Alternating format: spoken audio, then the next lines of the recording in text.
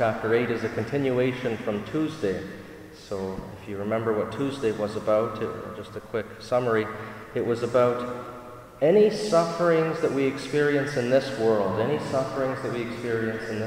do not even compare. They're not even close to the glories to come in heaven. The glories in heaven are at a whole other level than the sufferings that we experience on this earth. And so it was a message, it was the beginning of Paul's writings to the Romans, encouraging them, giving them hope. So that was what Tuesday was about. And today we continue right where we left off in Romans chapter 8, verse 31.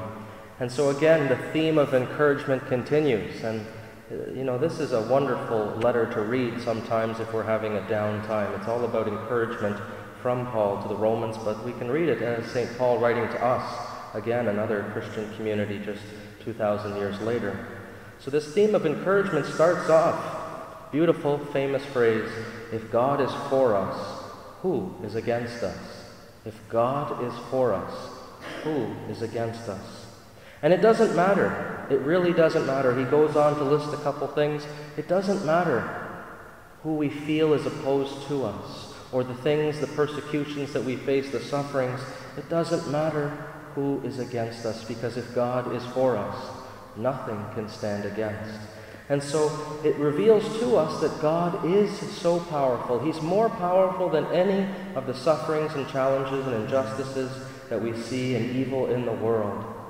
And when we look, again, 2,000 years later, this does apply to us, because it doesn't take much to look at a newspaper, watch the news, and see some of the injustices and the evil that is in the world that we can sometimes be stressed and anxious about and nervous about, maybe even overwhelmed when we see what's going on.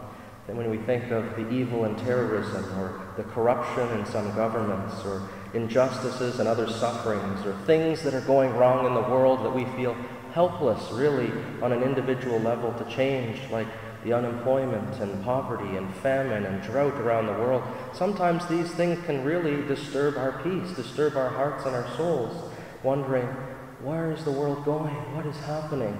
And so Paul's letter today, it really is helpful if that's our mindset, or if that's what we've been thinking about maybe recently, is nothing is more powerful than God. If God is for us, who can be against? And again, Paul reminds us about the love of Jesus Christ, that God is so powerful, his love is so tremendous, that he sends us his only Son to give his life for us. So he doesn't hold anything back. He gives us everything. He doesn't hold anything back. And sure enough, that is a tremendous sign of God's love for us. And God is more powerful than any of these things. Again, that's a big focus in the first part of today's reading. And then he moves on to talk about not just if God is for us, but now God loves us. And that's a big distinction, and it's a big step in terms of God being for us, and then moving to a much deeper relationship of love, God loving us. And again, he talks about what can separate us from the love of God. What can separate us from God's love? And he lists all sorts of things here. Will hardships separate us from the love of God? No. Will distress or persecution separate us from the love of God? No. Will famine, nakedness, peril, sword, any of these things when we are lacking some of the essentials in life? No. None of this separates us from the love of God. Nothing. And Paul continues in verse 38, for I am convinced that neither death nor life, angels nor rulers, anything in the present age, anything in the future to come, no powers, no height, no depth, nothing, nor anything else in all of creation will separate us from the love of God. Now, if that doesn't give us consolation, I don't know what does. That nothing can separate us from God's love. And that's important, because it's not just sort of a distant love or a product or something like that, or a feeling. God is within us through the grace of our baptism. In another passage, now I forget off the top of my head, but you can't even separate bone from marrow. It's that close. It's talking about closeness of God's love. And so nothing can separate us. God's love is that strong. And Paul reminds us, again, using the image of Jesus Christ and the event that took place, to remind the early Christians, but we can always use that reminder too, that it's the fact that God came into the world. We've got to stop, and we can't forget this aspect. God, the all-powerful creator of the world, decided to enter into creation and then allowed himself to be tortured and killed to show us his love, to speak to us, to tell us audibly and through his actions that he loves us so much, that we are dear and precious to him. And that says a lot. Actions speak much louder than words. And his actions, we are always reminded in any Catholic church with the beautiful crucifix, that Jesus, that God loves us that much. Now, as we focused on this letter of God's love being close to us, that nothing can separate us, not any of the challenges or evils, whatever we face in the world, nothing can separate us from God's love. Now that direction is coming from God.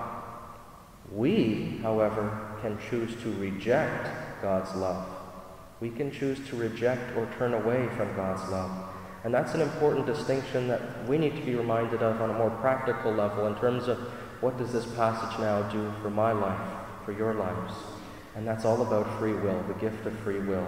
We can choose to accept or reject God's beautiful love, that close, ever-enduring love. And I want you to stop and think of this image of a little child. I'm sure it's happened to all of you. I hope it hasn't just happened to me.